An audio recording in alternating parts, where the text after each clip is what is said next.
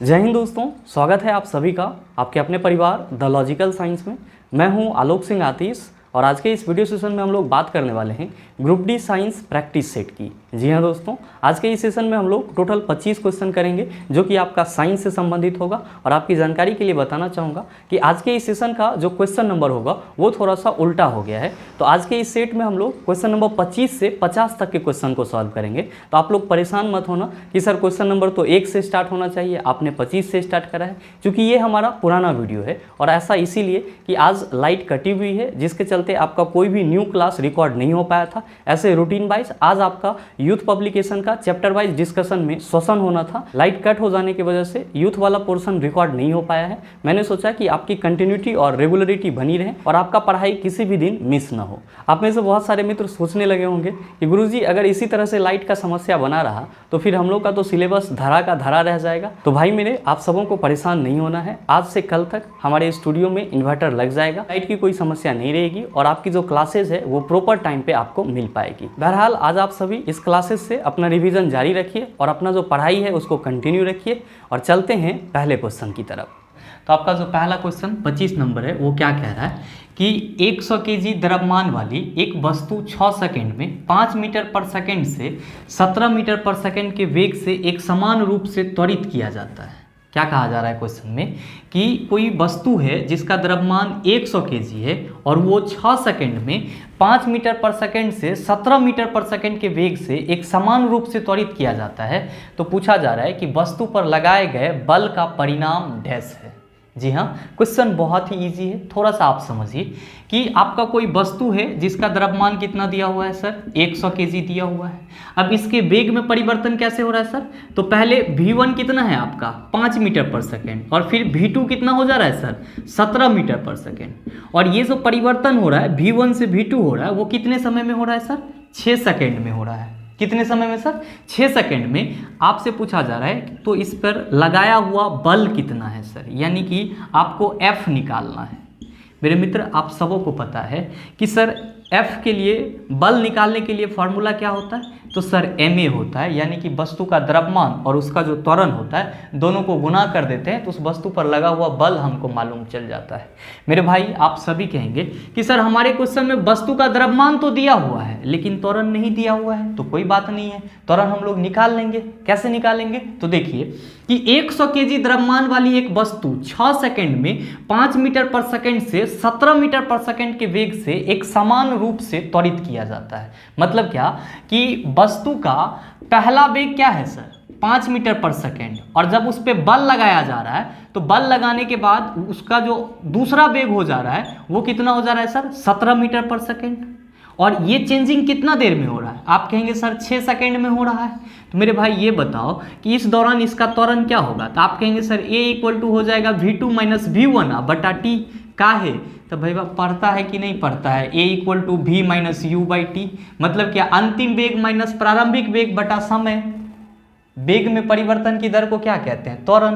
तो वही बतवा यहाँ भी कर रहे हैं। सर आपका v2 कितना है 17 और आपका v1 कितना है 5, अब बटा समय कितना है सर 6। तो आपका 17 माइनस 5 कितना हो गया 12, अब बटा 6, 6 दूना 12। मतलब क्या कि आपके वस्तु का त्वरण कितना है 2 मीटर पर सेकेंड स्क्वायर और वस्तु का द्रव्यमान कितना है 100 केजी। आप बताइए तो मुंह से आंसर क्या होगा इसका, आप सभी कहेंगे 200 न्यूटन। कैसे, तो देखिए द्रव्यमान के जगह हम लोग क्या करते हैं 100 केजी को रखते हैं और एक्सेलरेशन आपने कितना निकाला सर 2 मीटर पर सेकेंड स्क्वायर। तो भाई मेरे ये कितना हो जाएगा 200 न्यूटन। तो आपसे जो क्वेश्चन पूछा जा रहा है कि 100 केजी द्रव्यमान वाली एक वस्तु 6 सेकंड में 5 मीटर पर सेकंड से 17 मीटर पर सेकंड के वेग से एक समान रूप से त्वरित किया जाता है तो वस्तु पर लगाए गए बल का परिणाम कितना होगा। आप सभी कहेंगे सर 200 न्यूटन होगा। तो आपके इस क्वेश्चन का सही ऑप्शन क्या हो जाएगा sir, option number 2 is the right answer of this question. उम्मीद करते हैं आप समझ पाए होंगे। चलते हैं अगले क्वेश्चन की तरफ। आपका जो अगला क्वेश्चन है क्वेश्चन नंबर 26 अब आपको समझ में आ गया होगा कि सर काहे पहले नंबर के क्वेश्चन को 25 लिखे, क्योंकि थोड़ा सा टाइपिंग में मिस्टेक हो गया है। तो आपका जो अगला क्वेश्चन टाइप है वो 26-27 से करके दे दिया गया और पहला क्वेश्चन मिसिंग है आपका, इसीलिए मैंने पहले क्वेश्चन को 25 नंबर कर दिया। अब आपका सीरियली चलेगा।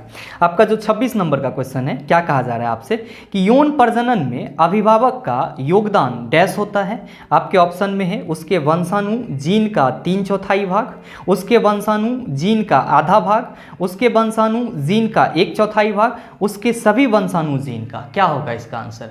मेरे मित्र हमेशा याद रखिएगा, आपके क्वेश्चन में कहा जा रहा है यौन प्रजनन, तो जब भी प्रजनन की बात की जाए, रिप्रोडक्शन की बात की जाए, तो ध्यान में रखना है कि रिप्रोडक्शन की प्रक्रिया में आपका अर्धसूत्री कोशिका विभाजन होता है, या हम लोग इसको अर्धसूत्रण विभाजन के नाम से जानते हैं। ये भी आप कह सकते हैं अर्धसूत्रण विभाजन या अर्धसूत्री कोशिका विभाजन। इसमें क्या होता है कि इसमें जो कोशिकाएं विभाजित होती है उसमें गुणसूत्रों की संख्या क्या रह जाती है सर? आधी रह जाती है। अर्धसूत्री कोशिका विभाजन में गुणसूत्रों की संख्या गुरुजी क्या रह जाती है? आधी रह जाती है। क्या रह जाती है? आधी रह जाती है। इसीलिए हम लोग क्या कहते हैं कि जब यौन प्रजनन की बात करते हैं तो उसमें अभिभावक का जो योगदान होता है वो उसके जीन का क्या होता है? आधा भाग होता है। क्यों? क्योंकि प्रजनन की प्रक्रिया में क्या होता है? अर्धसूत्रण कोशिका विभाजन होता है, और अर्धसूत्रण कोशिका विभाजन की प्रक्रिया में गुणसूत्रों की संख्या क्या हो जाती है? आधी हो जाती है। मतलब जीन भी क्या हो जाता है? आपका आधा हो जाता है। तो आपसे जो क्वेश्चन पूछा जा रहा है कि यौन प्रजनन में अभिभावक का योगदान डैश होता है, आप सभी कहेंगे सर उसके वंशाणु जीन का क्या हो जाता है? आधा भाग हो जाता है। तो आपके इस क्वेश्चन का सही आंसर क्या होगा? आप सभी कहेंगे sir option number 2 is the right answer of this question. मेरे मित्र आपके मन में ये चीज ख्याल घूम रहा होगा कि सर आपने अर्धसूत्री विभाजन कह दिया, पहले तो ये बताओ मेरे को कि ये कोशिका विभाजन क्या होता है? भाई रे कुछ नहीं होता है। न्यू कोशिका को जन्म देने की प्रक्रिया है कोशिका विभाजन। हमेशा ध्यान में रखेंगे कि न्यू कोशिका को जन्म देने की प्रक्रिया को हम लोग क्या कहते हैं? कोशिका विभाजन कहते हैं। और ये 2 टाइप से होते हैं, होते तो 3 टाइप के होते हैं, समसूत्री कोशिका विभाजन, असूत्री कोशिका विभाजन और अर्धसूत्री कोशिका विभाजन। लेकिन आपको ध्यान में 2 ही रखना है, पहला समसूत्री कोशिका विभाजन और दूसरा अर्धसूत्री कोशिका विभाजन। गुरुजी ध्यान में रखेंगे कि समसूत्री कोशिका विभाजन जो होता है, समसूत्री कोशिका विभाजन जो होता है ये इसलिए होता है ताकि आपके शरीर में जो टूटे फूटे उत्तक हैं, या आप सिंपल वे में कह सकते हो कि उत्तकों के मरम्मत के लिए होता है समसूत्री कोशिका विभाजन। और इसमें गुणसूत्रों की जो संख्या होती है वो समान रहती है। लेकिन अर्धसूत्री कोशिका विभाजन जो है ये क्या होती है सर? जनन के प्रक्रिया में होती है, यानी कि रिप्रोडक्शन के प्रोसेस में होती है। और इसमें जो गुणसूत्र की संख्या होती है वो क्या हो जाती है? आधी हो जाती है। इसीलिए अभिभावक का जो जीन होता है वो भी क्या हो जाता है? आधा हो जाता है। उम्मीद करते हैं कि आप समझ पाए होंगे। चलते हैं अगले क्वेश्चन की तरफ। आपका जो अगला क्वेश्चन है क्वेश्चन नंबर 27 आपसे क्या पूछा जा रहा है? आपसे पूछा जा रहा है कि गति का दूसरा समीकरण डैश और समय के बीच संबंध देता है। आपका ऑप्शन है संवेग, त्वरण, वेग, स्थिति। क्या होगा इसका आंसर? मेरे मित्र आप सभी ध्यान में रखेंगे कि आपके पास गति के टोटल कितने समीकरण हैं सर? तो आपके पास टोटल गति के 3 समीकरण हैं। पहला है आपका v = u + at, दूसरा है आपका s = ut + ½ at², और तीसरा है आपका v² = u² + 2as। ये तीनों आपके क्या हैं सर? सरल रेखीय गति के लिए समीकरण हैं, जो किसके द्वारा दिया गया था? तो सर गैलीलियो के द्वारा दिया गया था। किसके द्वारा दिया गया था सर? गैलीलियो के द्वारा दिया गया था। यहाँ पे ध्यान रखने वाली बात यह है कि आपके गति का जो पहला समीकरण है ये वस्तु के वेग और समय के बीच में संबंध बताता है। ध्यान रखिएगा कि गति का पहला समीकरण वस्तु के वेग और समय के बीच में संबंध बताता है, और आपका जो दूसरा समीकरण है ये वस्तु के स्थिति और समय के बीच में संबंध बताता है। इस चीज को आप कंठाग्र कर लीजिएगा कि गति का पहला समीकरण वस्तु के वेग और समय के बीच में संबंध बताता है, दूसरा समीकरण स्थिति और समय के बीच में संबंध बताता है, और तीसरा समीकरण जो है ये वेग और स्थिति के बीच में संबंध बताता है। वेग और स्थिति के बीच में संबंध बताता है। आपसे क्वेश्चन क्या पूछा जा रहा है? आपसे क्वेश्चन पूछा जा रहा है कि गति का दूसरा समीकरण डैश और समय के बीच में संबंध बताता है। आप बताइए किसके बीच में? स्थिति और समय के बीच में। तो आपके इस क्वेश्चन का सही आंसर क्या हो जाएगा? आप सभी कहेंगे sir option number D is the right answer of this question. मेरे मित्र, आपके ऑप्शन में संवेग भी है, तो कहने का कोई ज़रूरत नहीं है। कई बार मैंने आपको बताया है कि सर संवेग को p से रिप्रेजेंट करते हैं और फार्मूला क्या लिखते हैं? mv। त्वरण है तो वेग में परिवर्तन की दर को क्या कहते हैं? त्वरण कहते हैं। वेग विस्थापन में परिवर्तन की दर को क्या कहते हैं? वेग कहते हैं। उम्मीद करते हैं आप समझ पाए होंगे। चलते हैं अगले क्वेश्चन की तरफ। आपका जो अगला क्वेश्चन है, क्वेश्चन नंबर 28, आपसे क्या पूछा जा रहा है? आपसे पूछा जा रहा है कि हवा में ध्वनि का वेग लगभग कितना होता है? आप सबों को मालूम होगा सर कितना होता है? 330 मीटर पर सेकेंड। मैंने आपको पीछे के किसी सेशन में बताया था कि सर 340 भी लेते हैं हम लोग, कहीं कहीं पे आपको 344 भी मिलता है, कहीं कहीं पे आपको 346 भी मिलता है। तो आप किसको लेंगे सर? तो ध्यान में रखेंगे कि ऑप्शन के अनुरूप जो वहां पे सुटेबल होगा उसको लेंगे, और 330 से तो एबव ही होगा। जब भी होगा ध्वनि का वेग हवा में तो 330 से क्या होगा सर? एबव ही होगा। और मैंने आपको 3 चीज बताया था कि ध्वनि जो है वो ठोस में 5000 मीटर पर सेकेंड के स्पीड से चलती है, ठीक है सर, और आपका द्रव में 1500 मीटर पर सेकेंड के स्पीड से चलती है, और वायु में यानी कि हवा में 330 मीटर पर सेकेंड क्या लेंगे? 340 मीटर पर सेकेंड। इसका कोई अप्रोक्स कहीं पे डाटा ही नहीं दिया हुआ रहता है। ऑप्शन के अकॉर्डिंग आपको चूज करना है। आप कहिएगा कैसे चूज करेंगे? बड़ा गड़बड़ बात है। तो देखिए आपके ऑप्शन में कहा जा रहा है कि हवा में ध्वनि का वेग लगभग कितना होता है। पहले ऑप्शन में 3 × 10⁸ मीटर पर सेकेंड, ये होगा? नहीं होगा। अच्छा, 3 × 10⁸ मीटर पर सेकेंड किसका वेग है? प्रकाश का वेग है। आप इस चीज़ को ध्यान में रखिएगा। नेक्स्ट है आपका 330 मीटर पर सेकेंड, और फिर है आपका 5000 मीटर पर सेकेंड। तो आप कहिएगा सर ध्वनि तो ठोस में 5000 मीटर पर सेकेंड के स्पीड से चलता है। और चौथा ऑप्शन है आपका 1500 मीटर पर सेकेंड। तो ध्वनि आपका द्रव में 1500 मीटर पर सेकेंड के हिसाब से चलता है। तो आपके इस क्वेश्चन का सही आंसर क्या होगा? आप ही बताइए। आप कहिएगा सर सबसे कम तो यहाँ पे 330 मीटर पर सेकेंड है, तो अप्रॉक्स आप मान के चलेंगे। तो आपके इस क्वेश्चन का सही आंसर क्या हो जाएगा सर? ऑप्शन नंबर बी हो जाएगा। ध्यान में रखिएगा हमेशा कि ध्वनि जो है आपका, साउंड जो है आपका, ये ठोस में सबसे तेजी से चलता है। ठोस में सबसे तेजी से चलता है। आप इस चीज को हमेशा ध्यान में रखेंगे। और द्रव में ठोस के अपेक्षा कम तेजी से चलता है, और गैस में सर यानी कि वायु में इन दोनों के अपेक्षा बहुत ही कम स्पीड से चलता है। तो आप इस चीज़ को ध्यान में रखिएगा। अगर आपको कहीं पे इससे संबंधित कोई क्वेश्चन मिले तो उम्मीद है कि उसका भी जवाब आप आसानी से दे लेंगे। चलते हैं अगले क्वेश्चन की तरफ। आपका जो अगला क्वेश्चन है, क्वेश्चन नंबर 29 आपसे क्या पूछा जा रहा है? आपसे पूछा जा रहा है कि अगर कॉइल का प्रतिरोध 100 ओम है तो 220 वोल्ट स्रोत से इलेक्ट्रिक हीटर कॉइल कितनी धारा प्रवाहित करेगी? आपसे क्वेश्चन पूछा जा रहा है कि कोई कॉइल है, आपका कोई कॉइल है, और इस कॉइल का जो प्रतिरोध है यानी कि आर है वो कितना है सर? तो आर दिया हुआ है सर 100 ओम। कितना दिया हुआ है? 100 ओम। और फिर कहा जा रहा है तो 220 वोल्ट स्रोत से इलेक्ट्रिक हीटर कॉइल कितनी धारा प्रवाहित करेगी? अब इस इलेक्ट्रिक हीटर कॉइल को 220 वोल्ट विभवांतर वाले 220 वोल्ट विभवांतर वाले इलेक्ट्रिक सोर्स से जोड़ दिया जा रहा है। तो आपसे ये पूछा जा रहा है कि ये जो इलेक्ट्रिक हीटर कॉइल है इससे होकर के कितनी धारा प्रवाहित होगी, यानी कि I = व्हाट। ना बनेगा ये सवाल, बड़ा इजी सवाल है। आप सबों को पता है ओम के नियम से, किसका नियम से सर? ओम का नियम से, ओम्स लॉ से। क्या कि सर वोल्टेज जो होती है, विभवांतर जो होती है, वो क्या होती है? आई के समानुपाती होती है। कब? जब आपका तापमान क्या होता है? निश्चित होता है। तापमान क्या होता है सर? निश्चित होता है। तो हम लोग इसको पढ़ते हैं, क्या पढ़ते हैं कि जब किसी परिपथ की ताप को निश्चित रखा जाता है तो उससे प्रवाहित होने वाली जो विद्युत धारा होती है वो उसके सिरों के बीच लगने वाले विभवांतर के क्या होती है? समानुपाती होती है। We can also write as V समानुपाती I।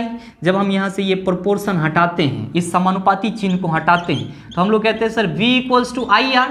यही आपका जो समानुपाती है, कांस्टेंट है, वो क्या चला आता है सर, प्रतिरोध के रूप में चला आता है। तो हम क्या कहते हैं सर कि R इक्वल टू हो जाता है V/I। मतलब क्या, अगर आपको प्रतिरोध निकालने के लिए पूछ दिया जाए और क्वेश्चन में वोल्टेज और विद्युत धारा दिया हुआ रहे तो आप ये फार्मूला का यूज करेंगे। लेकिन आपके क्वेश्चन में तो विद्युत धारा निकालने के लिए बोला जा रहा है, तो भाई I का फार्मूला क्या हो जाएगा, आप कहेंगे सर I इक्वल टू हो जाएगा V/R। तो देखिए आपका विभवांतर कितना है 220 वोल्ट, आपका प्रतिरोध कितना है 100 ओम, ये जीरो कैंसिल हो जाएगा, 2.2 क्या होगा सर, एम्पियर। क्यों, क्योंकि विद्युत धारा पूछा जा रहा है और विद्युत धारा का यूनिट क्या होता है, एम्पियर होता है, तो 2.2 एम्पियर हो जाएगा। तो आपके इस क्वेश्चन का सही आंसर क्या होगा, आप सभी कहेंगे सर हमारे ऑप्शन बी में 2.2 एम्पियर है, तो आपके इस क्वेश्चन का सही answer sir option number B हो जाएगा। उम्मीद है आप समझ पाए होंगे।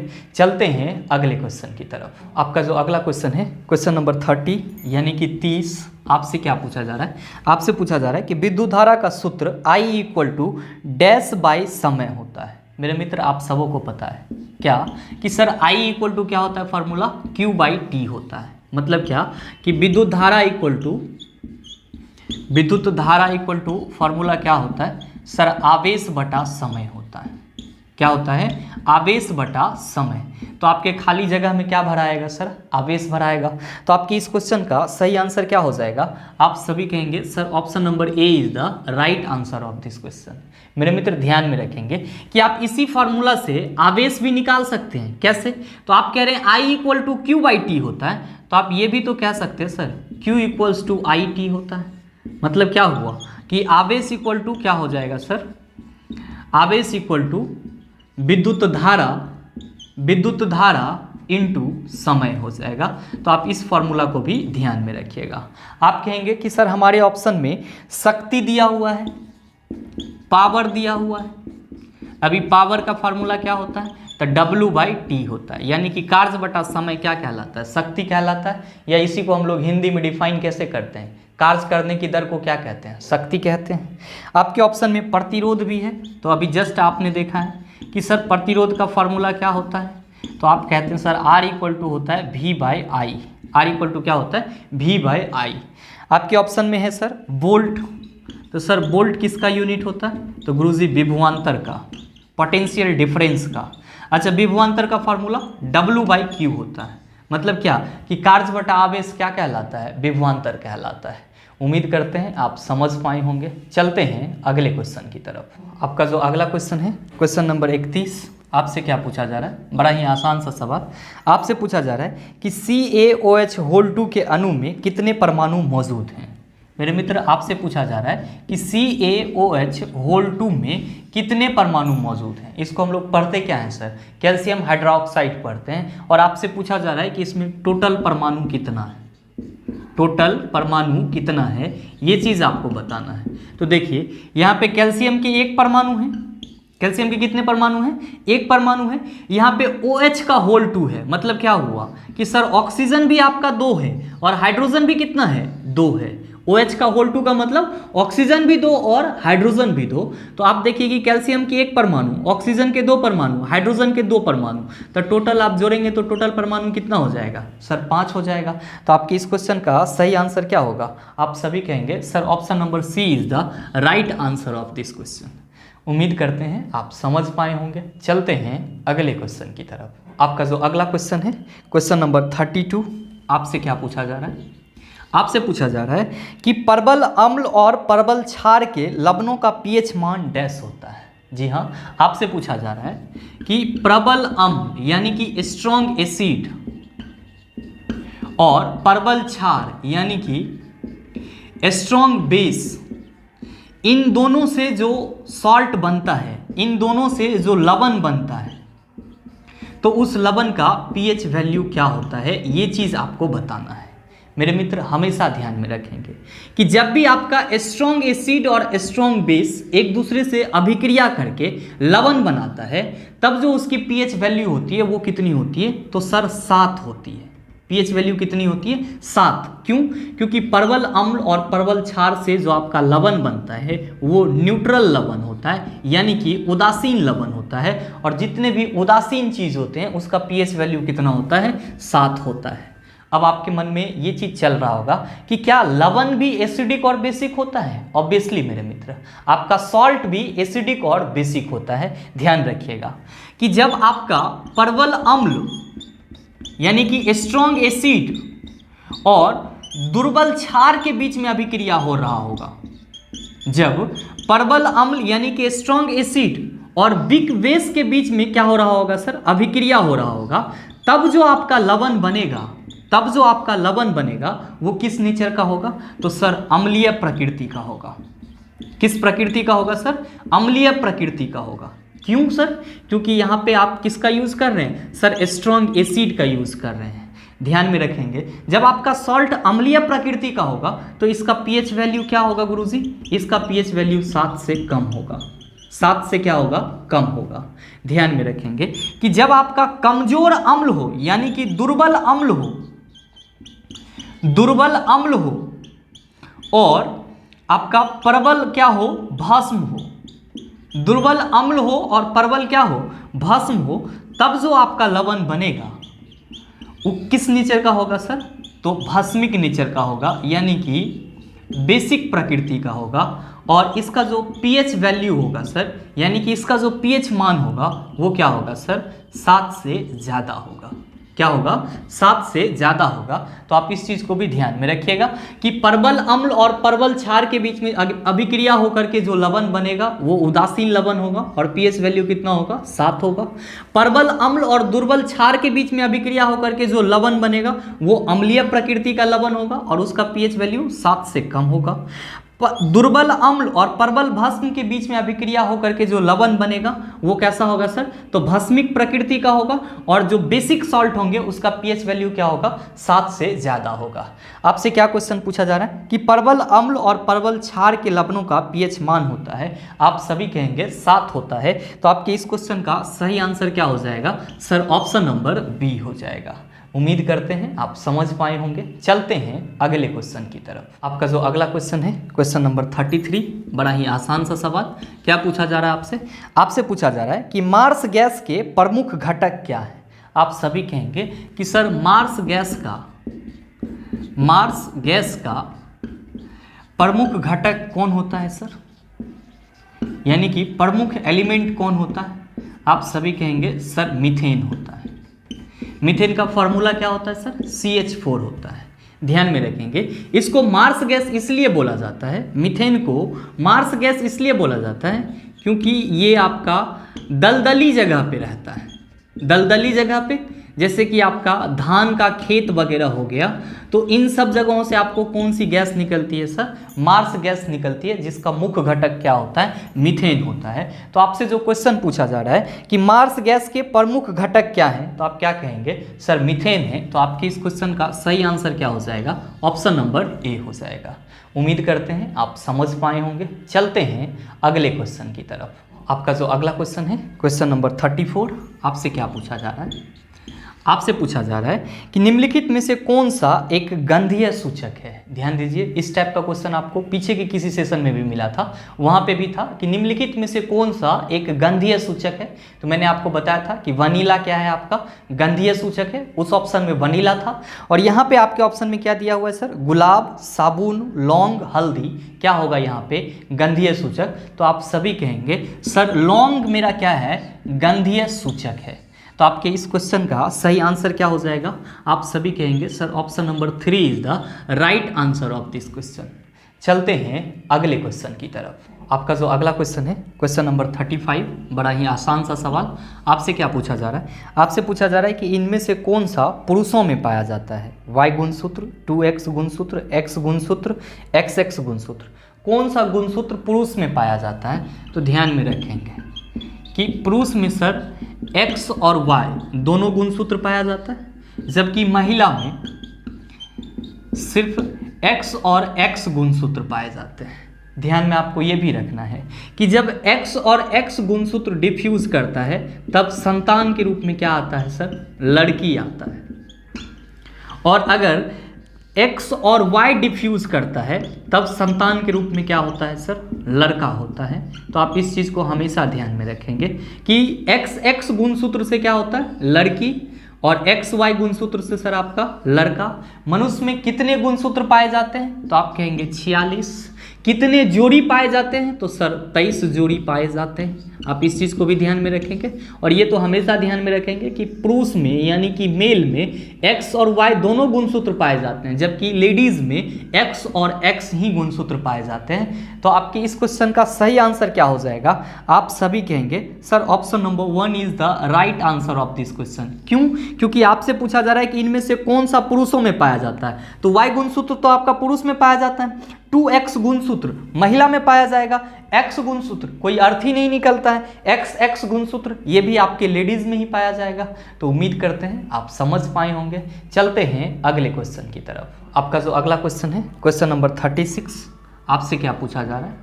आपसे पूछा जा रहा है कि ध्वनि निम्नलिखित में से किस माध्यम से सबसे तेज यात्रा करती है? ठोस पदार्थ, शून्यता, खालीपन जिसको वैक्यूम बोला गया है, तरल पदार्थ, गैसम। किस में ध्वनि सबसे तेज चलती है? इस सेशन में भी बताएं और पीछे कई सेशन से हम आपको बताते आ रहे हैं कि ध्वनि जो है वो सबसे तेज किस माध्यम में चलती है।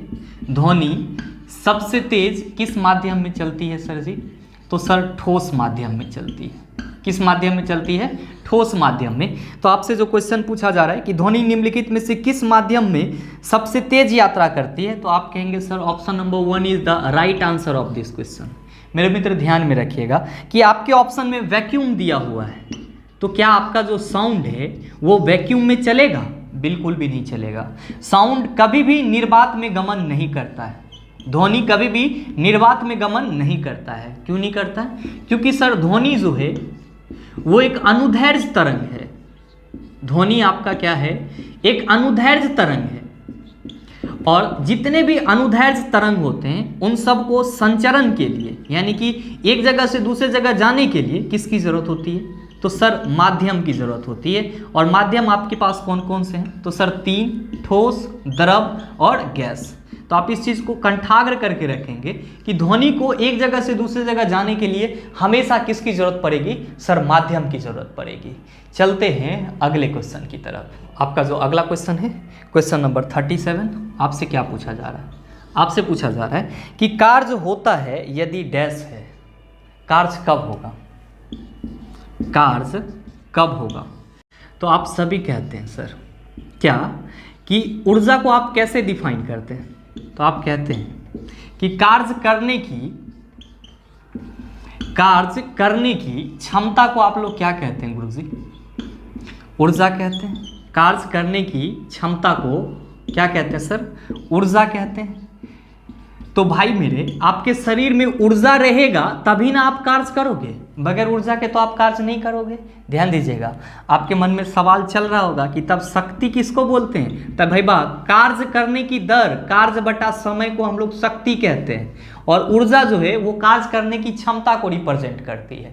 आपसे क्वेश्चन पूछा जा रहा है कि कार्य होता है यदि डैश है, बल है, ऊर्जा है, घर्षण है, शक्ति है, क्या होगा? आप सभी कहेंगे कार्य तभी होगा जब हमारे शरीर के अंदर ऊर्जा होगा। तो आपके इस क्वेश्चन का सही आंसर क्या हो जाएगा? Sir option number 2 is the right answer of this question. मेरे मित्र ध्यान देंगे, बल पूछा जा रहा है तो आप सबों को मालूम है कि बल आपका वह फैक्टर है, वह कारक है जो किसी वस्तु पे लगकर उसके अवस्था में क्या कर देता है सर? परिवर्तन ला देता है। दूसरा आपसे पूछा जा रहा है घर्षण। तो मैंने कई बार आपको बताया कि फ्रिक्शनल फोर्स जो है वो आपका एक अपोजिटिंग फोर्स है। और आपके ऑप्शन में शक्ति दिया हुआ है, तो कार्य करने की दर को क्या कहते हैं? शक्ति कहते हैं। उम्मीद करते हैं आप समझ पाए होंगे। चलते हैं अगले क्वेश्चन की तरफ। आपका जो अगला क्वेश्चन है क्वेश्चन नंबर 38। बड़ा ही आसान सा सवाल। क्या पूछा जा रहा है आपसे? आपसे पूछा जा रहा है कि पृथ्वी की सतह के नीचे फंसी गर्मी को डैश कहते हैं। पृथ्वी के अंदर जो गर्मी है उसको आप क्या कहिएगा? तो आप सभी कहेंगे सर भूतापीय उष्मा कहते हैं। क्या कहते हैं? भूतापीय उष्मा। उष्मा आपका एक प्रकार का ऊर्जा है, तो आप भूतापीय ऊर्जा कह लीजिए। आपसे क्वेश्चन क्या पूछा जा रहा है कि पृथ्वी के सतह के नीचे, मतलब क्या कि अर्थ के लेयर के नीचे फंसी गर्मी को डैश कहते हैं, तो भूतापीय ऊर्जा कहते हैं। आपके इस क्वेश्चन का सही आंसर क्या हो जाएगा? सर ऑप्शन नंबर 4 हो जाएगा। ध्यान में रखिएगा कि आपका पृथ्वी का जो नीचे का सतह है वो 3 भाग में बटा हुआ है समान स्तर पे। कौन कौन सा?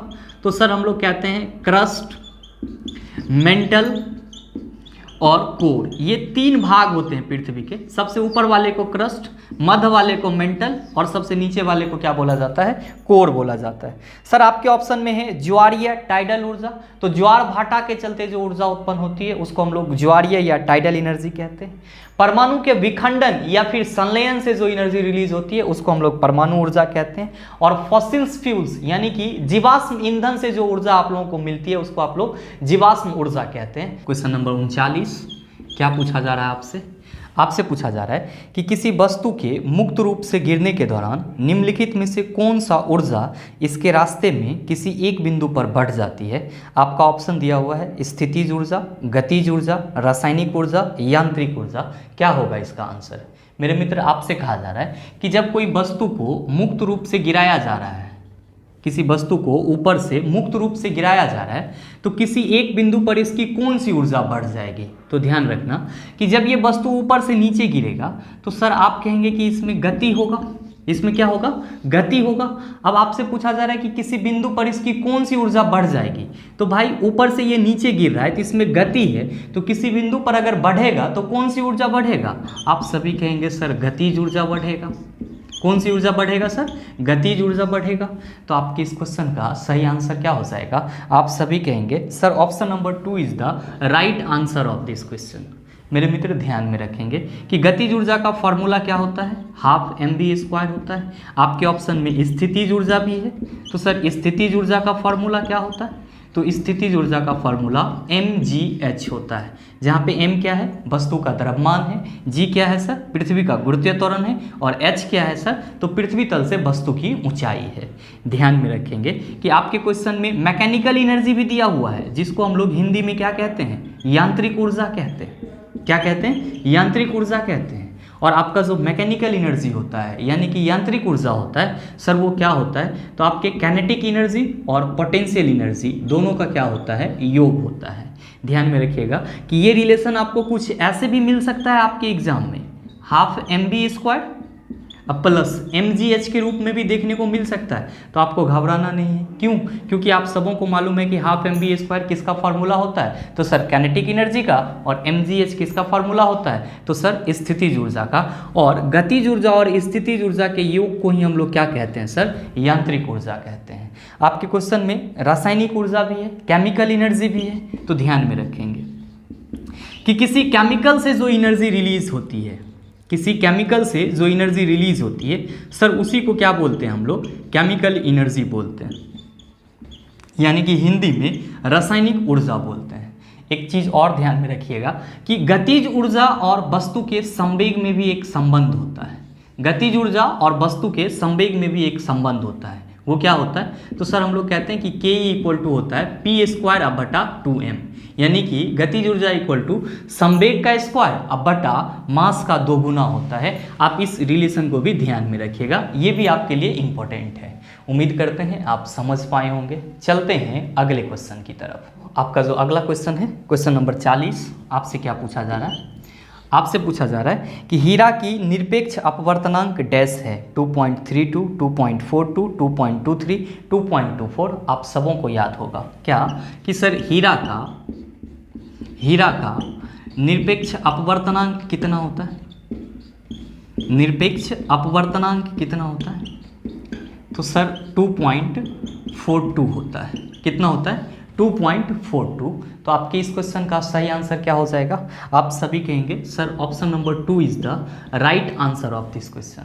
मेरे मित्र ध्यान में रखेंगे, यहाँ पे तो आपके क्वेश्चन में हीरा का निरपेक्ष अपवर्तनांक पूछा गया है। अगर आपसे पूछ दिया जाए कि पानी का अपवर्तनांक क्या होगा? पानी का अपवर्तनांक, तो आप लोग याद रखेंगे सर 1.33। अगर आपसे पूछ दिया जाए कि क्राउन ग्लास का अपवर्तनांक कितना होगा, तब आप क्या कहेंगे? तो सर कहेंगे 1.52। ध्यान में रखेंगे, अगर आपसे फ्लिंट ग्लास का अपवर्तनांक पूछ दिया जाए तब आप क्या कहेंगे? तो सर 1.65। आप इस वैल्यू को भी याद रखेंगे, आपके एग्जाम में यहाँ से भी क्वेश्चन पूछे जाते हैं।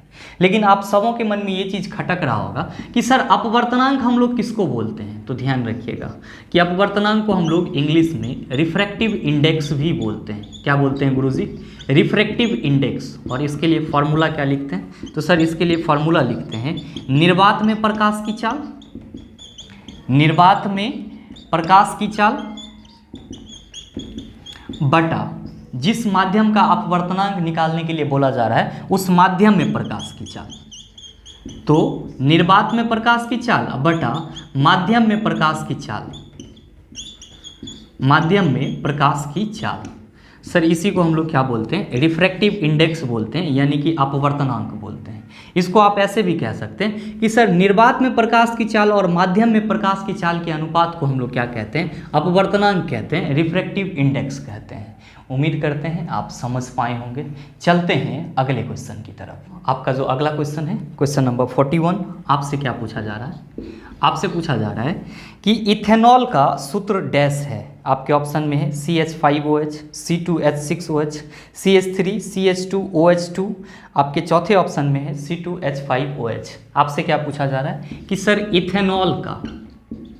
इथेनॉल का रासायनिक सूत्र क्या होता है? गुरुजी आप सभी याद रखेंगे C2H5OH। ये इथेनॉल किस फैमिली का है सर? तो अल्कोहल फैमिली का है। किस फैमिली का है सर? अल्कोहल फैमिली का है। और हाँ, ध्यान में रखेंगे कि अल्कोहल का क्रियात्मक समूह यानी कि फंक्शनल ग्रुप क्या होता है? अल्कोहल का फंक्शनल ग्रुप क्या होता है? तो आप सभी कहेंगे sir single bond OH alcohol का क्या होता है? फंक्शनल ग्रुप होता है। हालांकि आपसे क्वेश्चन क्या पूछा जा रहा है कि इथेनॉल का सूत्र डैश है, तो आप सभी कहेंगे C2H5OH। तो आपके इस क्वेश्चन का सही आंसर क्या हो जाएगा मेरे मित्र? Option number 4 is the right answer of this question. उम्मीद करते हैं आप समझ पाए होंगे। चलते हैं अगले क्वेश्चन की तरफ। आपका जो अगला क्वेश्चन है, क्वेश्चन नंबर 42, आपसे क्या पूछा जा रहा है? आपसे पूछा जा रहा है कि पादप कोशिका भित्ति किससे बनी होती है? जी हाँ, आपसे बात की जा रही है कि पादप का, प्लांट का जो सेल वॉल होता है वो किससे बनी होती है? आपके ऑप्शन में है सेलुलोज और पेक्टिन, केवल पेक्टिन, मुरेन, काइटिन। क्या होगा इसका आंसर? मेरे मित्र हमेशा याद रखेंगे कि पादप की यानी कि प्लांट की कोशिका भित्ति यानी कि सेल वॉल किसकी बनी होती है सर? तो सेलुलोज की बनी होती है और पेक्टिन की बनी होती है। सेलुलोज और पेक्टिन की बनी होती है। तो आपसे जो क्वेश्चन पूछा जा रहा है कि पादप कोशिका भित्ति किससे बनी होती है, तो आप कहेंगे सेलुलोज और पेक्टिन की बनी होती है। तो आपके इस क्वेश्चन का सही आंसर सर ऑप्शन नंबर 1 हो जाएगा। आपके इस क्वेश्चन का सही आंसर क्या हो जाएगा सर? ऑप्शन नंबर 1 हो जाएगा। मेरे मित्र ध्यान में रखेंगे कि पादप कोशिका और जंतु कोशिका यानी कि एनिमल सेल, इन दोनों में सबसे बड़ा डिफरेंसेस क्या होता है? अंतर क्या होता है? तो आप कहेंगे सर पादप कोशिका में कोशिका भित्ति पाई जाती है, सेल वॉल पाई जाती है, जबकि आपके एनिमल सेल में सेल वॉल नहीं पाई जाती है। That's are a big differences between plant cell and animal cell. यही एक सबसे बड़ा अंतर है प्लांट सेल और एनिमल सेल में कि प्लांट सेल में आपका सेल वॉल पाया जाता है जो कि सेलुलोज और पेक्टिन की बनी होती है, जबकि एनिमल सेल में सेल वॉल नहीं पाया जाता है। आप कहेंगे कि ये कोशिका भित्ति क्या होता है? तो सर प्लांट का जो सेल होता है वो ऊपर से एक मोटे आवरण से घिरी हुई रहती है। प्लांट का जो कोशिका होता है, पादप कोशिकाएं जो होती है वो ऊपर से एक मोटे आवरण से घिरी हुई रहती है, एक मोटे लेयर से घिरी हुई रहती है। इसी मोटे आवरण को क्या कहा जाता है सर? सेल वॉल कहा जाता है, कोशिका भित्ति कहा जाता है। और ध्यान में रखिएगा कि प्लांट का सेल वॉल प्लांट को क्या देता है सर? यांत्रिक सहायता प्रदान करता है। क्या प्रदान करता है? यांत्रिक सहायता प्रदान करता है। साथ ही साथ पौधों को सूखने से बचाता है।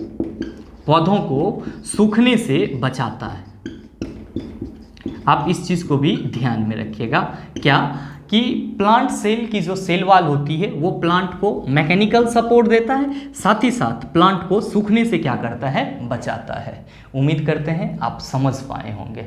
चलते हैं अगले क्वेश्चन की तरफ। आपका जो अगला क्वेश्चन है, क्वेश्चन नंबर 43, आपसे क्या पूछा जा रहा है? आपसे पूछा जा रहा है कि मेंडल ने F1 पीढ़ी के पौधों से F2 वंशज डैश की पद्धति द्वारा प्राप्त किया।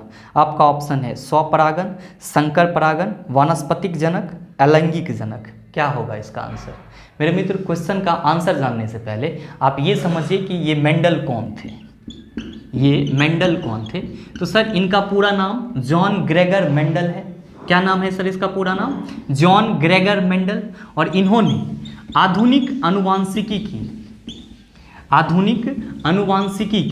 नींव रखी थी। आधुनिक अनुवांशिकी की नींव रखी थी। अगर आपके एग्जाम में कभी ये क्वेश्चन पूछा जाए कि आधुनिक अनुवांशिकी के जनक कौन है, तो आप क्या कहेंगे? मेंडल, जॉन ग्रेगर मेंडल, जिन्होंने क्या करा था? आधुनिक अनुवांशिकी की नींव रखी थी। मेरे मित्र ध्यान में रखेंगे कि मेंडल ने अपना प्रयोग किस पौधे पर किया था? तो सर ये मटर के पौधे पर किया था। किस पौधे पे करा था सर? मटर के पौधे पे करा था। तो आपके एग्जाम में कभी कभी ये भी क्वेश्चन पूछा जाता है कि मेंडल ने अपने अनुवांशिकी के अध्ययन को लेकर के किस पौधे पर सबसे पहला प्रयोग किया था? तो आप कहेंगे मटर के पौधे पर सबसे पहला प्रयोग किया था। आपके क्वेश्चन में पूछा जा रहा है कि मेंडल ने F1 पीढ़ी के पौधों से F2 वंशज डैश की पद्धति द्वारा प्राप्त किया। तो हमेशा ध्यान में रखेंगे कि आपका जो F1 है इसको पहली पीढ़ी बोला जाता है। क्या बोला जाता है सर? इसको पहली पीढ़ी। और F2 जो है इसको क्या बोला जाता है सर? दूसरी पीढ़ी बोला जाता है। क्या बोला जाता है? दूसरी पीढ़ी बोला जाता है। तो मेंडल ने क्या करा कि F1 यानी कि पहली पीढ़ी के जो पौधे थे उनका उन्होंने क्या करा सर? स्वपरागन करा, यानी कि सेल्फ पॉलिनेशन करा। उसके बाद उसको क्या मिला सर? F2 यानी कि दूसरी पीढ़ी का पौधा मिला। आपसे क्वेश्चन क्या पूछा जा रहा है कि मेंडल ने F1 पीढ़ी के पौधों से F2 वंशज डैश की पद्धति द्वारा प्राप्त किया। तो पहली पीढ़ी के पौधों के साथ उन्होंने क्या किया सर? सेल्फ पॉलिनेशन किया, यानी कि स्वपरागन किया। तब जाकर के उसको क्या मिला सर? F2 यानी कि दूसरी पीढ़ी का पौधा मिला। तो आपके इस क्वेश्चन का सही आंसर क्या हो जाएगा? आप सभी कहेंगे स्वपरागन। तो आपके इस क्वेश्चन का सही ऑप्शन क्या हो जाएगा? तो आप सभी कहेंगे sir option number 1 is the right answer of this question. आज से आपको कभी भी इस टाइप का क्वेश्चन मिले कि मेंडल ने F1 पीढ़ी के पौधों से F2 वंशज डैश की पद्धति द्वारा प्राप्त किया, तो आप कहेंगे स्वपरागन की पद्धति द्वारा प्राप्त किया, सेल्फ पॉलिनेशन की पद्धति के द्वारा प्राप्त किया। तो मेंडल अगर कहीं भी दिखेगा तो आपको वहां से मेंडल से इतना सारा क्वेश्चन बन सकता है। मेरे मित्र ध्यान रखिएगा कि आपके ऑप्शन में है वानस्पतिक जनक। वानस्पतिक जनक हम लोग किस वैज्ञानिक को बोलते हैं? तो सर थियोफ्रेस्टस को हम लोग वानस्पतिक जनक बोलते हैं। और आपके अगले ऑप्शन में है अलैंगिक जनन। तो हमेशा ध्यान में रखेंगे कि अलैंगिक जनन जो है आपका वो क्या है? असेक्सुअल रिप्रोडक्शन कहलाता है। क्या कहलाता है? असेक्सुअल रिप्रोडक्शन कहलाता है। और हमेशा ध्यान में रखेंगे कि अलैंगिक जनन में हमेशा कौन पार्टिसिपेट करते हैं सर? तो सिंगल पेरेंट पार्टिसिपेट करते हैं। लैंगिक जनन में सर कितने पेरेंट्स की जरूरत होती है? तो सर लैंगिक जनन में यानी कि सेक्सुअल रिप्रोडक्शन में डबल पेरेंट्स की जरूरत होती है। तो उम्मीद करते हैं कि आप समझ पाए होंगे। चलते हैं अगले क्वेश्चन की तरफ। आपका जो अगला क्वेश्चन है क्वेश्चन नंबर 44। आपसे क्या पूछा जा रहा है? आपसे पूछा जा रहा है कि 2500 watts equal to dash kilowatt. ध्यान दीजिए, आपके क्वेश्चन में कहा जा रहा है कि 2500 वाट इक्वल टू डैश किलोवाट। मेरे मित्र आप सबों को मालूम है कि 1 किलोवाट कितना वाट होता है? सर 1000 वाट होता है। आपसे मैं बोलूं कि 1 वाट में कितना किलोवाट होगा? तो आप कहेंगे सर 1/1000 किलोवाट हो जाएगा। मेरे भाई आपसे पूछा जा रहा है 2500 वाट। आपको पता है कि 1 वाट में 1/1000 किलोवाट होता है, तो 2500 वाट में कितना होगा? तो आप कहेंगे सर 2500 वाट में 1/1000 गुना 2500 हो जाएगा। ये 2 जीरो और ये 2 जीरो कट जाएगा। आपका हो गया 25/10 2.5 किलोवाट। 2.5 किलोवाट। तो यहाँ पे क्या आ जाएगा? 2.5। तो आपके इस क्वेश्चन का सही आंसर क्या हो जाएगा? आप सभी कहेंगे sir option number 3 is the right answer of this question. आपके इस क्वेश्चन का सही आंसर क्या होगा? सर ऑप्शन नंबर 3 हो जाएगा। उम्मीद करते हैं आप समझ पाए होंगे। चलते हैं अगले क्वेश्चन की तरफ। आपका जो अगला क्वेश्चन है क्वेश्चन नंबर 45। आपसे क्या पूछा जा रहा है? आपसे पूछा जा रहा है कि टार्टरिक एसिड किसका एक घटक है? आपका ऑप्शन दिया हुआ है वॉशिंग सोडा, सिरका, बेकिंग सोडा, बेकिंग पाउडर। मैंने आपको पीछे के किसी सेशन में बताया था कि जो आपका बेकिंग पाउडर होता है, जो आपका बेकिंग पाउडर होता है, इसका कंपोनेंट, एक कंपोनेंट क्या होता है सर? तो एक कंपोनेंट आपका टर्टरिक एसिड भी होता है, यानी कि टर्टरिक अम्ल भी होता है। तो आपसे जो क्वेश्चन पूछा जा रहा है गुरुजी कि टर्टरिक एसिड किसका एक घटक है, तो आप कहेंगे सर बेकिंग पाउडर का एक घटक है। तो आपके इस क्वेश्चन का सही आंसर क्या हो जाएगा सर? ऑप्शन नंबर 4 हो जाएगा। ध्यान दीजिए कि आपके ऑप्शन 3 में बेकिंग सोडा भी दिया हुआ है, तो आपके इस क्वेश्चन का सही आंसर सर ऑप्शन 3 और 4 दोनों हो जाएगा। एक्चुअली यहाँ पे ऑप्शन मिसिंग है, तो आप इस चीज़ को संभाल लीजिएगा, क्योंकि बेकिंग पाउडर और बेकिंग सोडा दोनों तो एक ही चीज़ है ना सर। दोनों को हम लोग क्या कहते हैं सर?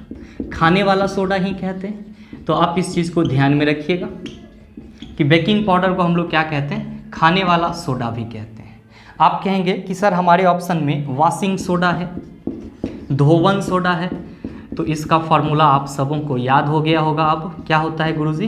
Na2CO3 10H2O। ये किसका फार्मूला होता है? तो ये वॉशिंग सोडा का फार्मूला होता है। मेरे मित्र ध्यान में रखेंगे कि बेकिंग पाउडर यानी कि बेकिंग सोडा या खाने वाले सोडा का फार्मूला क्या होता है? तो सर NaHCO3, इसी को हम लोग सोडियम बाइकार्बोनेट भी कहते हैं। आप कहेंगे सर हमारे ऑप्शन में सिरका भी दिया हुआ है, तो भाई मेरे CH3COOH, इसी को हम लोग क्या बोलते हैं? एसिटिक एसिड भी बोलते हैं या एसिटिक अम्ल भी बोलते हैं। क्या बोलते हैं? एसिटिक अम्ल या फिर सिरका बोला जाता है। तो आप इस चीज़ को ध्यान में रखिएगा। उम्मीद करते हैं आप समझ पाए होंगे। चलते हैं अगले क्वेश्चन की तरफ। आपका जो अगला क्वेश्चन है, क्वेश्चन नंबर 46, आपसे क्या पूछा जा रहा है? आपसे पूछा जा रहा है कि सामान्यतः विद्युत तापन उपकरणों में प्रयोग किया जाता है। आपका ऑप्शन है नाइक्रोम, कॉपर, आयरन, एल्युमिनियम। क्या होगा इसका आंसर? मेरे मित्र आप सभी कहेंगे कि सर विद्युत तापन उपकरण क्या होता है? विद्युत तापन उपकरण क्या होता है? इसका तो हम लोग नाम ही नहीं सुने। तो ध्यान रखिएगा कि ऐसे उपकरण जो heating effect of electric current, जो heating effect of electric current यानी कि विद्युत धारा के उष्मीय प्रभाव पर काम करता है, ऐसे उपकरण जो विद्युत धारा के उष्मीय प्रभाव पर काम करता है, क्या कहलाता है? विद्युत तापन उपकरण कहलाता है। आप कहेंगे सर इसका कोई एग्जाम्पल हो सकता है? बहुत सारा एग्जाम्पल है। आपका हीटर है, गीजर है, आयरन है, ये सब के सब क्या हैं सर? तो सब के सब विद्युत तापन उपकरण हैं। क्यों? क्योंकि ये heating effect of electric current यानी कि विद्युत धारा के उष्मीय प्रभाव पर काम करता है। आपसे क्या क्वेश्चन पूछा जा रहा है कि सामान्यतः विद्युत तापन उपकरणों में डैश प्रयोग किया जाता है। आप सभी कहेंगे सर नाइक्रोम का प्रयोग किया जाता है।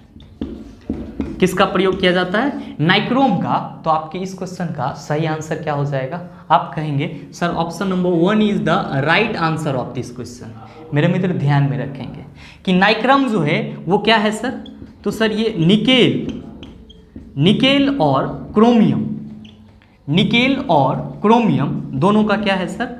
मिश्र धातु है। निकेल और क्रोमियम दोनों का क्या है सर? मिश्र धातु है। और इसका सामान्यतः उपयोग कहाँ पे किया जाता है सर? तो कॉइल वगैरह बनाने में, हीटर के कॉइल वगैरह बनाने में, आयरन के कॉइल वगैरह बनाने में या गीजर वगैरह में नाइक्रोम के वायर का उपयोग किया जाता है। तो आप इस चीज़ को हमेशा ध्यान में रखिएगा। और नाइक्रोम जो है वो निकेल और क्रोमियम का क्या होता है? मिश्र धातु होता है। मेरे मित्र आप सबों के मन में अब क्वेश्चन उठेगा कि सर जो इलेक्ट्रिक बल्ब होता है उसका फिलामेंट किस चीज़ से बना होता है? तो हमेशा ध्यान में रखेंगे कि इलेक्ट्रिक बल्ब का जो फिलामेंट होता है वो टंगस्टन का बना होता है। किसका बना होता है? टंगस्टन का बना होता है। उम्मीद करते हैं आप समझ पाए होंगे। चलते हैं अगले क्वेश्चन की तरफ। आपका जो अगला क्वेश्चन है, क्वेश्चन नंबर 47, आपसे क्या पूछा जा रहा है? आपसे पूछा जा रहा है कि दिए गए एक तापमान पर ध्वनि की गति डैश में अधिकतम होती है। आपका ऑप्शन है स्टील, एल्युमिनियम, निकल, आयरन। क्या होगा इसका आंसर? मेरे मित्र इस क्वेश्चन को आप अंडरलाइन करके कहीं पे लिख लीजिएगा। आपसे जो क्वेश्चन पूछा जा रहा है कि दिए गए एक तापमान पर ध्वनि की गति डैश में अधिकतम होती है, आप सभी कहेंगे सर एल्युमिनियम में अधिकतम होती है। क्या होती है? एल्युमिनियम में अधिकतम होती है। आपके मन में सवाल आएगा कितना अधिक होता है? तो मेरे भाई इसमें साउंड की स्पीड 6320 मीटर पर सेकेंड की होती है। एल्युमिनियम में साउंड की स्पीड कितनी होती है? 6320 मीटर पर सेकेंड होती है। आप कहेंगे सर इतना ज़्यादा स्पीड इसमें क्यों होता है? तो मेरे मित्र एल्युमिनियम जो होता है वो क्या होता है आपका, बहुत ही ज़्यादा लचीला होता है। एल्युमिनियम जो होता है वो क्या होता है सर, बहुत ही ज़्यादा लचीला होता है। साथ ही साथ ये शेप भी क्या करते हैं, ये अपना आकार भी बहुत ही जल्द बदल लेता है। इसीलिए इसमें जो साउंड की स्पीड होती है वो क्या होती है सर, 6320 मीटर पर सेकेंड होती है, जो आपके ऑप्शन में दिए गए सभी माध्यम से क्या है सर, ज़्यादा है। तो आपके इस क्वेश्चन का सही आंसर क्या हो जाएगा? आप सभी कहेंगे sir option number 2 is the right answer of this question. उम्मीद करते हैं आप समझ पाए होंगे। चलते हैं अगले क्वेश्चन की तरफ। आपका जो अगला क्वेश्चन है, क्वेश्चन नंबर 48, आपसे क्या पूछा जा रहा है? आपसे पूछा जा रहा है कि डैश नामक एक प्लेटफॉर्म में बहुत समान आंखें होती है जो वास्तव में केवल आंखों के धब्बे होते हैं और जो प्रकाश का पता लगाते हैं। आप सभी कहेंगे सर प्लेनेरिया। क्या सर? प्लेनेरिया। तो आपसे जो क्वेश्चन पूछा जा रहा है उसका सही ऑप्शन क्या होगा? तो आप सभी कहेंगे सर हमारे ऑप्शन 2 में प्लेनेरिया है। तो आपके इस क्वेश्चन का सही आंसर क्या होगा सर? ऑप्शन नंबर 2 होगा। मेरे मित्र हमेशा ध्यान में रखेंगे कि आपका प्लेनेरिया एक ऐसा प्लेटफॉर्म है, प्लेनेरिया एक ऐसा प्लेटफॉर्म है जिसके शरीर में क्या होता है, एक छोटा सा धब्बा जैसा आंख होता है। और ये आंख जो है ये सिर्फ और सिर्फ क्या करता है सर, प्रकाश को डिटेक्ट करता है, या आप कह सकते हैं कि प्रकाश का पता लगाता है। उम्मीद करते हैं आप समझ पाए होंगे। चलते हैं अगले क्वेश्चन की तरफ। आपका जो अगला क्वेश्चन है, क्वेश्चन नंबर 49, आपसे क्या पूछा जा रहा है? आपसे पूछा जा रहा है कि 200 ग्राम द्रव्यमान वाली एक वस्तु का उसकी 10 जूल गतिज ऊर्जा के साथ संवेग होगा। जी हाँ, आपसे क्वेश्चन पूछा जा रहा है कि कोई वस्तु है जिसका द्रव्यमान 200 ग्राम है तो और उसकी गतिज ऊर्जा 10 जूल है, तो उसका संवेग क्या होगा? मेरे मित्र आपके क्वेश्चन में वस्तु का द्रव्यमान कितना दिया हुआ है? 200 ग्राम। तो पहले तो आप इसको केजी में बदल लेंगे, तो आप कहेंगे सर ये 200/1000 हो जाएगा। ये जीरो कैंसिल, 2 5 से 10, ये 1/5 kg हो जाएगा। मतलब कि वस्तु का द्रव्यमान कितना हो गया सर? 1/5 kg। गतिज ऊर्जा कितना दिया हुआ है सर? 10 जूल दिया हुआ है। और आपसे क्या पूछ रहा है कि संवेग क्या होगा, यानी कि P = व्हाट। मेरे मित्र ध्यान में रखेंगे कि वस्तु के गतिज ऊर्जा और उसके संवेग में संबंध होता है क्या? तो सर P²/2m का संवेग होता है। मैंने आपको इसी सेशन में बताया है। आप कहेंगे तब तो ये क्वेश्चन मेरा बन जाएगा। ऑब्वियसली बनेगा। देखिए हम लोग को काइनेटिक एनर्जी कितना दिया हुआ है? 10 जूल। तो चलिए 10 जूल रखते हैं। आपका P² आपको निकालना ही है संवेग। मास कितना दिया हुआ है सर? 1/5 kg। तो ये हो जाएगा आपका 2 × 1/5। भाई मेरे इसको सॉल्व करो। P² अब बटा ये क्या हो जाएगा? 2/5। 10 = क्या हो जाएगा सर? 5P² जब आप इसको और सॉल्व करेंगे तो आप क्या कहेंगे सर? क्रॉस मल्टीप्लिकेशन करने के बाद 10 दूना 20 और ये हो जाएगा 5P²। ये 5 चौका 20 हो जाएगा। अब आप कह सकते हैं कि सर P² = 4। इधर P आप P के ऊपर में स्क्वायर है, उधर जाएगा सर ये स्क्वायर, तो क्या हो जाएगा? 4 का रूट। तो आपकी इस क्वेश्चन का सही आंसर कितना हो जाएगा? आप सभी कहेंगे 2 kg मीटर पर सेकेंड। 2 kg मीटर पर सेकेंड, यानी कि वस्तु का संवेग कितना होगा? 2 kg मीटर पर सेकेंड। तो आपके इस क्वेश्चन का सही आंसर सर, आप सभी कहेंगे sir option number 1 is the right answer of this question. उम्मीद करते हैं आप समझ पाए होंगे। चलते हैं अगले क्वेश्चन की तरफ। आपका जो अगला क्वेश्चन है, क्वेश्चन नंबर 50, आपसे क्या पूछा जा रहा है? आपसे पूछा जा रहा है कि मैग्नीशियम की परमाणु संख्या 12 है, इसकी संयोजकता क्या होगी? जी हाँ, आपसे क्वेश्चन पूछा जा रहा है कि मैग्नीशियम की परमाणु संख्या कितनी है? 12। तो इसकी वैलेंसी कितनी होगी, इसकी संयोजकता कितनी होगी? तो मेरे मित्र संयोजकता आप किसको कहते हो? संयोजकता आप किसको कहते हो? तो आप कहते हो सर कि तत्व के द्वारा त्याग या ग्रहण की गई इलेक्ट्रॉन की संख्या, त्याग या ग्रहण की गई इलेक्ट्रॉन की संख्या क्या कहलाती है? संयोजकता कहलाती है। क्या कहलाती है? संयोजकता कहलाती है। आप सभी को मालूम होगा कि आपका जो परमाणु होता है वो क्या होता है, गोलीय होता है। इसके बीच में नाभिक होता है, चारों ओर वृत्ताकार मार्ग होते हैं, और वृत्ताकार मार्ग को हम लोग कक्षा भी कहते हैं। नाभिक से सटा हुआ जो पहला वृत्ताकार मार्ग होता है उसको हम लोग K कक्षा कहते हैं, दूसरा को L कक्षा और तीसरा को हम लोग M कक्षा कहते हैं। तो आपका जो इलेक्ट्रॉन होता है वो इसी कक्षा में रहता है। कहा जा रहा है कि मैग्नीशियम की परमाणु संख्या 12 है, तो इसकी संयोजकता कितनी होगी। तो मान लीजिए कि ये मैग्नीशियम परमाणु का स्ट्रक्चर है, तो मैग्नीशियम के पहले कक्षा में कितना इलेक्ट्रॉन जाएगा। आप कहेंगे सर 2n² लगा दीजिए, जहाँ पे n क्या है, कक्षा संख्या है। तो ध्यान रखिएगा कि पहला कक्षा में कितना इलेक्ट्रॉन जाएगा, तो सर 2 इलेक्ट्रॉन जाएगा। तो लीजिए मैग्नीशियम के पहले कक्षा में हमने 2 इलेक्ट्रॉन भर दिया। दूसरे कक्षा में कितना जाएगा, आप कहेंगे 2 × 2 का स्क्वायर 8 जाएगा। तो लीजिए दूसरे कक्षा में हमने 8 इलेक्ट्रॉन भर दिया। अब इसके पास टोटल इलेक्ट्रॉन कितना बच रहा है सर, 2। लेकिन तीसरे कक्षा में जाएगा कितना, 18। भाई रहेगा तब जाएगा, जितना है उतना ही चला जाएगा। तो सर ये 2 चला गया इसमें। अब देखिए, अब ये त्याग करेगा या ग्रहण करेगा। आप कहेंगे सर ये कैसे समझेंगे, तो ध्यान दीजिए कि नाभिक से जो कक्षा जितनी दूर होती है उसकी एनर्जी लेवल उतनी ज़्यादा होती है। नाभिक से जो कक्षा जितनी दूर होती है उसकी एनर्जी लेवल उतनी ज़्यादा होती है। तो क्या यहाँ पे संभव है कि मैग्नीशियम किसी से 6 इलेक्ट्रॉन लेकर के अपना ऑक्टेट पूरा कर ले। आप कहेंगे बिल्कुल नहीं सर। तो मैग्नीशियम के लिए आसान क्या होगा, मैग्नीशियम के लिए आसान होगा कि इस 2 इलेक्ट्रॉन को ये क्या कर देगा सर, त्याग कर देगा, लॉस कर देगा। तो जब मैग्नीशियम 2 इलेक्ट्रॉन को लॉस करेगा तब मैग्नीशियम क्या बना लेगा सर, Mg2+ आयन बना लेगा। तो मैग्नीशियम की संयोजकता कितनी हो जाएगी। आप कह रहे हैं कि तत्व के द्वारा त्याग या ग्रहण की गई, त्याग या ग्रहण की गई इलेक्ट्रॉन की संख्या, त्याग या ग्रहण की गई इलेक्ट्रॉन की संख्या संयोजकता कहलाती है। मैग्नीशियम कितना इलेक्ट्रॉन त्याग कर रहा है, 2 इलेक्ट्रॉन त्याग कर रहा है। हमेशा ध्यान में रखेंगे कि जो तत्व इलेक्ट्रॉन का त्याग करता है वो धनात्मक आयन बनाता है, और जो तत्व इलेक्ट्रॉन को ग्रहण करता है वो ऋणात्मक आयन बनाता है। तो मैग्नीशियम 2 इलेक्ट्रॉन को त्याग कर रहा है तो Mg2+ बनाया, इसकी संयोजकता कितनी हो जाएगी, तो सर +2 हो जाएगी। तो आपसे जो क्वेश्चन पूछा जा रहा है कि मैग्नीशियम की परमाणु संख्या 12 है, इसकी संयोजकता क्या होगी, तो आप सभी कहेंगे sir option number 1 is the right answer of this question. उम्मीद करते हैं आप समझ पाए होंगे।